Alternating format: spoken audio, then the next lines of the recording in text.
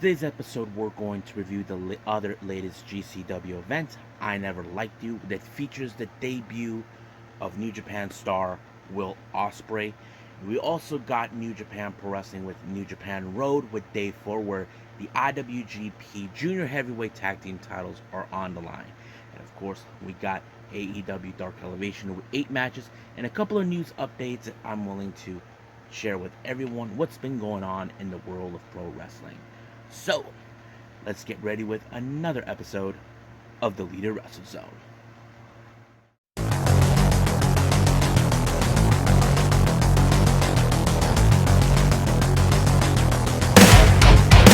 Are you ready? Get up, get up! Get up, get up! Get up, get up! Get up, get up! Get up, get up! Get up, get up!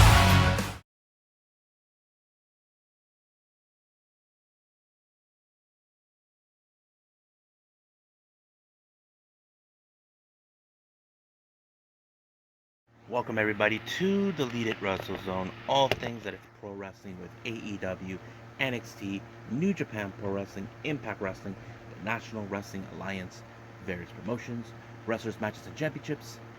I am your host, J. Rod here. So, let's begin with the latest GCW I Never Liked You. This is their debut show in Providence, Rhode Island. Now, this event has been planned for months, and there's a lot of things that have been taking place, and I was surprised with what matches they have.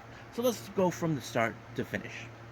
Our opening match is, of course, Young, Dumb, and Broke Jordan Oliver taking on Braveheart Blake Christian. I have to say this was one of those good matches because, as you know, Blake Christian has been one of those wrestlers we definitely have been paying attention with. As you know, he's been wrestling the biggest and baddest wrestlers anywhere in the country. Not to mention, he's going to be facing John Moxley soon, but right now he has to contend with or John Oliver, one of the young pillars of GCW. And I have to say it was a pretty good match. But however, Blake Christian walked out as the victor, putting him away, and 1, 2, 3, good night, John Oliver. So that was pretty great. Our next match we have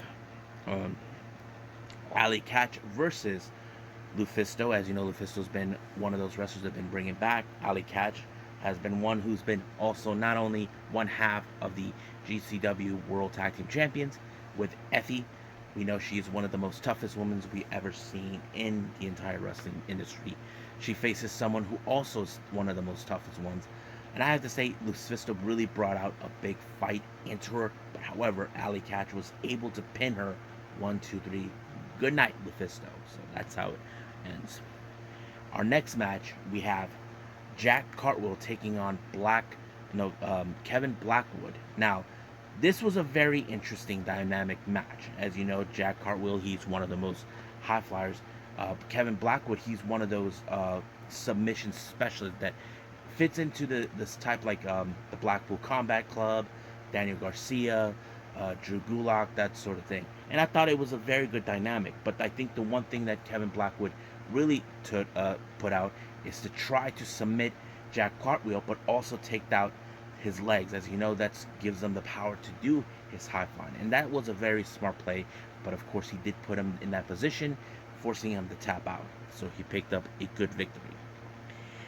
Next match, we have Cold Roderick, the Wild Heart, taking on Ninja Mac. I thought it was a good match, but I think there was people did not anticipate this one. As you know, it was a good match. Ninja Mac, we all know he's one of the most well-recognized wrestlers that fans have followed. But it was Cold Roderick that won. It was great. Next up, Commander returns once again, but this time he teams up with his fellow Mexican brethren, the Los Mellizos, Ciclops, and Medio Extremo, to take on Drago Kid, ASF, and Gringo Loco. So this was all pure Lucha Libre style. Now, if you guys are not fans of that, then you guys are missing out on that. So it was a pretty good match, and I did not anticipate a whole lot because it was exactly how I imagined. But it was Gringo Loco who picked up the victory. 1, 2, 3, it was over. Next up, we got JT Dunn taking on the bad boy, Joey Janela. I thought this match was effing brutal. Now, you know Joey Janela is the bad boy. He would do everything in his power to put away JT Dunn. Now, JT Dunn is a local guy in the area of Rhode Island or somewhere, in the region of it, but unfortunately, it didn't do well for him. He got pinned by Joey Janela. 1, 2, 3. It was over. He won the match. Next up, we got Waves and Curls. Jaden Braden and Trevon Jordan taking on the Second Gear Crew, One Call Manders and the Southern Psycho Mance Warner. Now, this match, I was a bit more like, okay, how is Waves and Curls going to get through this? Because we've seen how Second Gear Crew is. These guys are the most toughest SOBs on the planet. You know their specialty. They bring out a lot of plunder from underneath the ring. But I saw how Waves and Curls realized, okay, they have to play their rules, their game. This is not one of those regular matches they normally would see, and it fits perfectly. And apparently, it didn't do so well for them, but it was the Southern Psycho that picked up the victory for their team. But in the process, in the post-match, Mance Warner gave the respect to Waves and Curls, despite the fact that he saw how tough they are. And I wouldn't be surprised if somewhere down the line, Waves and Curls come back. I have to say, they really made a good impression on everyone, you know, especially with Mance Warner. And of course, he said he wasn't going to shake their hands or anything, but he said he will have a couple of shots with them. So they called out the bartender to bring in some booze, so which is nice. Now, our next match, we have a 5-way scramble match. We got Effie versus Jimmy Lloyd versus Marcus Mathers versus Dustin Waller versus Tony Deppen. Now, Tony Deppen was not in a good mood, and if you guys notice, as you know, he is coming up one of his biggest challenges that he had in the previous night, where he had to face Jon Moxley, and he came up short. So, basically ended badly. But somehow he did not want to be involved in this match, but he lied, he sneaked in, picked up the victory. Now, you guys can say he's a total a-hole, but that's who he is. He doesn't care. Now, our main event, we have a young, prospect Nick Wayne taking on the Commonwealth Kingpin, leader of United Empire, Will Ospreay. This match, you can say, is an instant classic because you know that. But however, I think people were comparing, or they're saying, dude, they resembled each other. I mean, how could that be? I mean, Nick Wayne, he's from Washington State. The guy's Will Ospreay's from the UK. But it was a pretty good match. I enjoyed it. And I think Will Ospreay was impressed too. But fortunately, he picked up the victory when he applied the hidden blade. But in the post-match, I think he was touched about seeing his Nick Wayne's mom watching this match. It kind of not broke him into. It kind of reminded me that he said that it reminded him how his mom used to come to see him when he was his age to wrestle.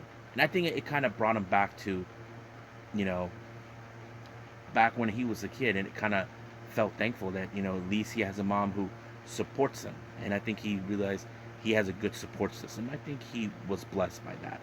So, but yeah. So I think that's pretty much it with GCW. I believe it's time for New Japan Pro Wrestling with New Japan Road.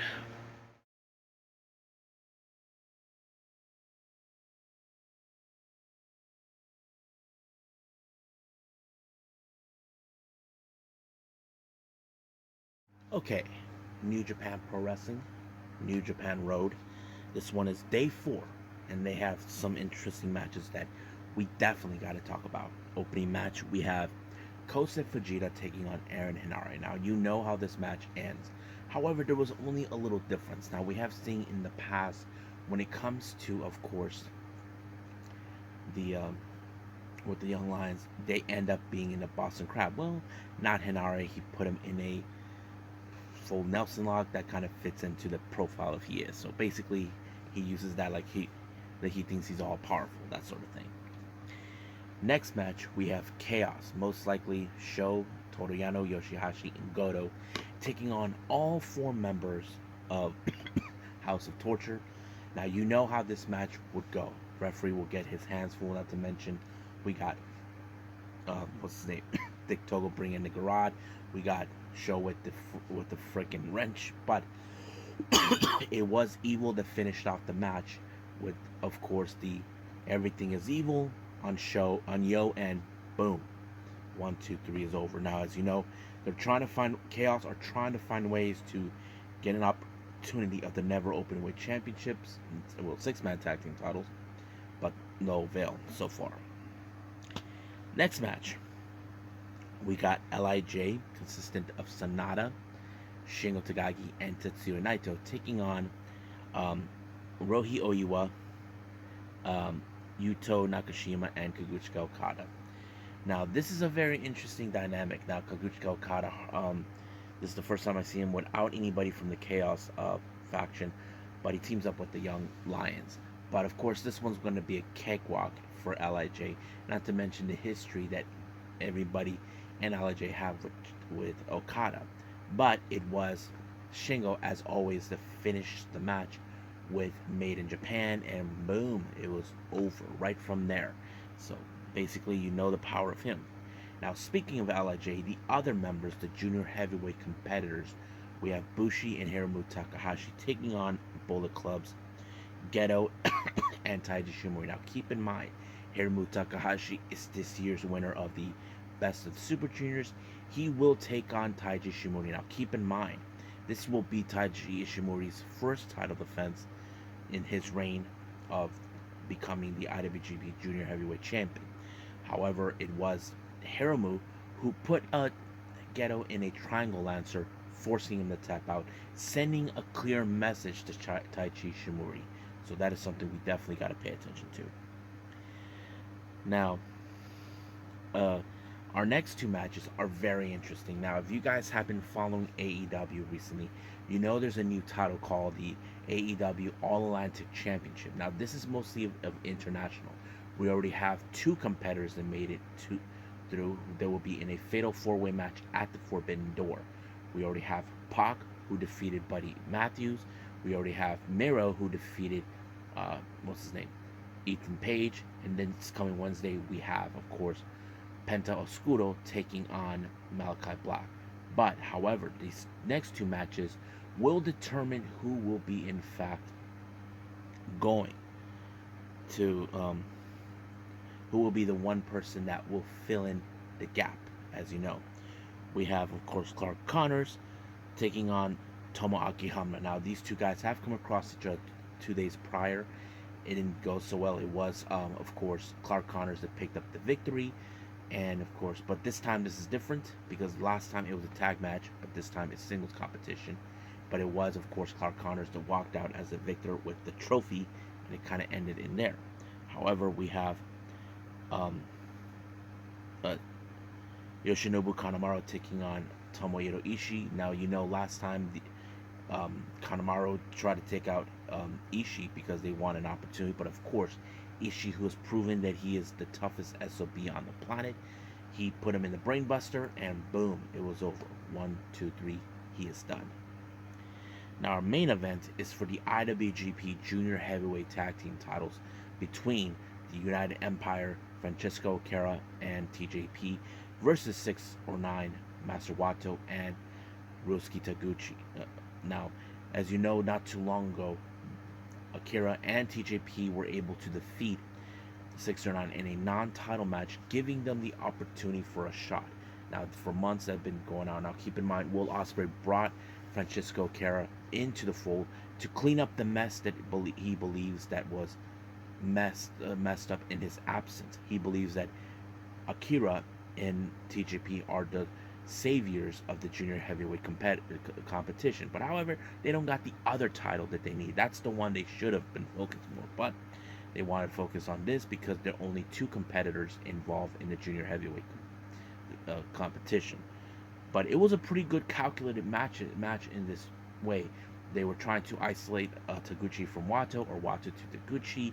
It's always been very calculated. But however, it was Akira who was able to pick up the victory with the fireball on Master Wato, giving them to become the 70th IWGP Junior Heavyweight Tag Team Champions. Now, keep in mind, the United Empire may have a target on their back. Now, Kira, and TJP. As you know, almost everybody has titles. We have, of course, Khan and Cobb as the current IWGP Heavyweight Tag Champions. Will Ospreay, the United States Champion, but however, he does not have the belt. So that kind of fits in. I wouldn't be surprised about Hanare maybe trying to gun for another title, but maybe the never open weight. But we'll see about that. So there is another New Japan Road coming up soon. I will put that in the next review. But right now, let's move on with our final review, which is, of course, AEW Dark Elevation.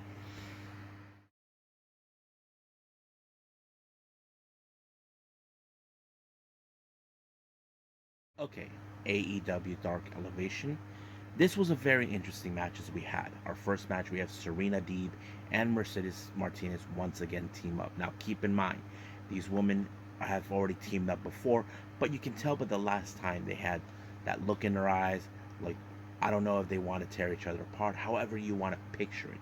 But they have to deal with Heather Reckless and Tootie Lynn. Now, you can tell by this type of match, it's all about, like, who's the alpha female of the two. When you look at Serena Deeb, Mercedes Martinez will say, I can do better. That is the kind of thing we see. But however, these women ended this match with a double submission, and that's how it goes. But I wouldn't be surprised, like I said again, I wouldn't be surprised if Serena Deeb make a play for the ROH Women's Championship. That is something we need to put that on in mind, just in case if that does happen. As you know, we haven't heard anything yet about an ROH deal yet. I'm sure Tony Khan is working on it. Our next match, we got Andrade El Idolo along with Jose taking on Frankie Zer. Now, normally when it comes to Dark Elevation matches, they try to keep this short as possible, but man, this match was incredible. Now, we haven't seen Andrade in singles competition for quite some time. We know he was in that Casino Battle Royal as the Joker, but what a match. But however, it was Andrade that walked out as the victor. I think I give this match a lot of credit for what it is. Pretty good, and I think it was something we definitely enjoyed. Now, our next match, this is the first time these two have teamed up. We got Nyla Rose teaming up with Marina Shafir, taking on a couple of wrestlers that have teamed up outside of AEW. We're talking about Heidi Howitzer and Maxine Paler. Now, you probably ask me, they have teamed up? I have seen these two teamed up in New South Pro Wrestling, which is a promotion based out of Georgia. Yes, but seeing them in AEW, that's a different story.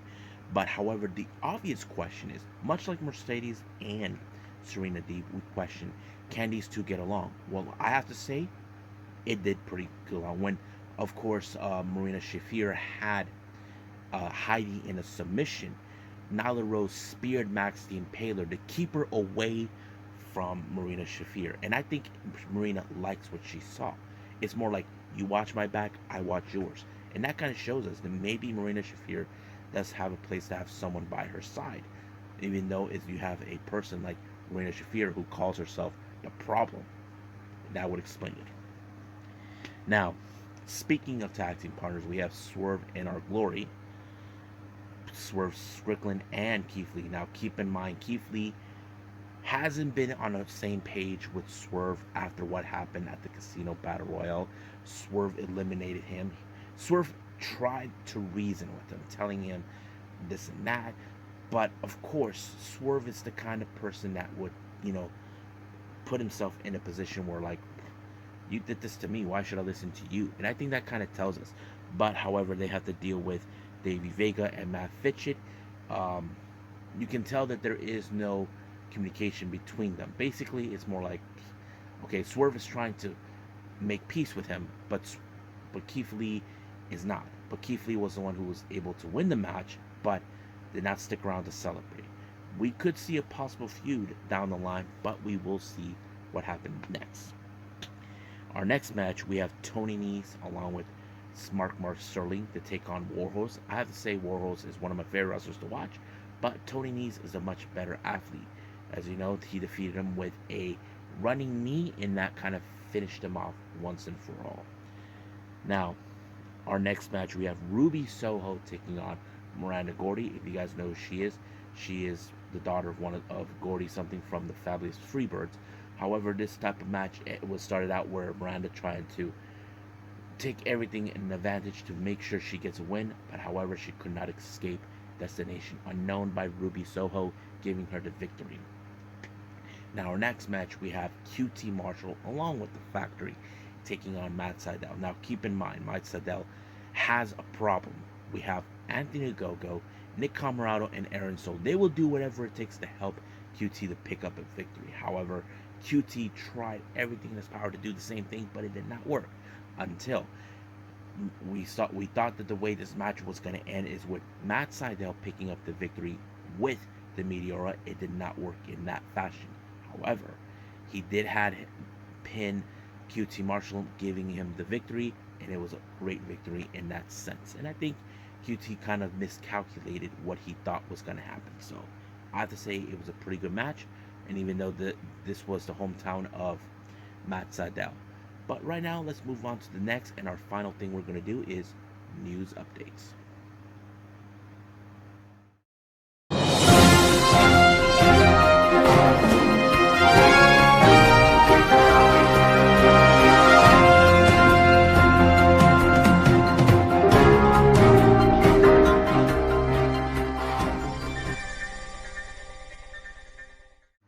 Okay, news updates. I mentioned before on the previous episode that Joey Janela is now one of the few foreigners that will be heading to DDT Pro Wrestling to be part of Wrestle Peter Pan.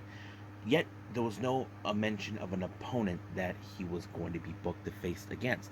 However, finally it's been foretold it's going to be none other than Shuna Katsumata in a hardcore match. Now, if you guys never seen Shuna Katsumata, I've seen him in hardcore matches, death matches, I mean, one of my favorite moments with him is where he and Akane Fujita are bickering over who is the rightful owner of the Lego block toy signature, that sort of thing. So this is going to be interesting to see Joey Janela in Wrestle Peter Pan in a hardcore match against Shuna Katsumata. So I'm looking forward to it. I hope everybody else is. Now, as you know, the current situation, what's been going on with WWE, as you know, Vince McMahon has stepped down from CEO position. His daughter Stephanie will be stepping in as an interim until things are sorted out. However, things also starting to shake up in the head of the talent relations department. This was reported and confirmed by Fightful Select, Sean Ross Sapp. Turns out that John Laurinaitis has been placed on a administrative leave, but however, there is an interim a position for the head of talent relations, and that's going to be Bruce Pritchard, which is kind of weird but interesting to see. So I'm kind of curious how this is going to go. Now, our last update, I did not mention this on the New Japan stuff. As you know, we're getting closer and closer to the G1 Climax 32. Now, they already announced there were going to be 28 wrestlers involved. However, they're divided now in 4 blocks. Now, I don't remember if this ever happened in the past. Recently, like the last few years, we only had A block, B block, that sort of thing. Now we have block A, block B, block C, block D. So this is who's in what block. Let's start with block A. We have Lance Archer, Balak Fale, Toru Yano, Jeff Cobb, Jonah, Tom Lawler, and Kaguchika Okada. Block B, Jay White, Tama Tonga, Tomohiro Ishii, Great Okan, Chase Owens, and Sanada. Block C, Tetsuya Naito, Zack Sabre Jr., Kenta, Evil, Hiroki Goto, Aaron Henare, and Hiroshi Tanahashi. Block D, Will Ospreay, El Fantasma making his debut. He's now transitioning from junior heavyweight to heavyweight. Juice Robinson, David Finlay, Yujiro Takahashi, Yoshihashi, and Shingo Takagi. So practically this is what's taking place for the G1 Climax 32. Like I said, there are some wrestlers that haven't been in the G1 for quite some time. So I'm looking forward to it as once it comes out. But let's see what happens. So I think that's pretty much it. I believe it's time for me to call it a day.